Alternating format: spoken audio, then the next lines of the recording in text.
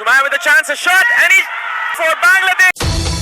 দক্ষিণ এশিয়ার নারী ফুটসালে শ্বাসরুদ্ধ এক ম্যাচ বাংলাদেশ নারী ফুটসাল দল মুখোমুখি হয় ভুটানের ৩-১ ব্যবধানে হারতে বসা বাংলাদেশের মেয়েরা শেষ দিকে ঝলক দেখিয়ে পয়েন্ট তুলে নেয়। ম্যাচের শুরু থেকেই আক্রমণাত্মক খেলতে থাকা ভুটান প্রথমার্ধেই গোল করে ১-০ ব্যবধানে এগিয়ে যায়।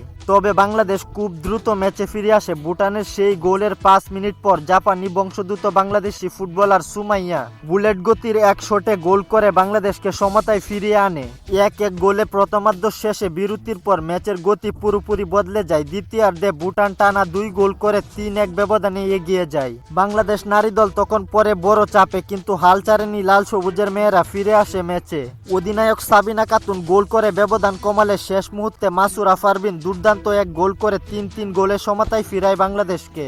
এই ম্যাচে বাংলাদেশের গোলকিপার স্বর্ণা আক্তার জিলি ভারত ম্যাচের মতোই অসাধারণ পারফরমেন্স করেন। তিনি একের পর এক গুরুত্বপূর্ণ শট সেভ করে বাংলাদেশকে ম্যাচে টিকিয়ে রাখেন। তার দুর্দান্ত গোলকিপিং এ বাংলাদেশ টানা ২ ম্যাচে পয়েন্ট অর্জন করে। বাংলাদেশ নারী ফুটবল দল দেখিয়েছে তারা যে কোনো পরিস্থিতি থেকে ঘুরে দাঁড়াতে পারে। খেলাধুলার গুরুত্বপূর্ণ আপডেট পেতে আমাদের চ্যানেলটি সাবস্ক্রাইব করে পাশেই থাকুন।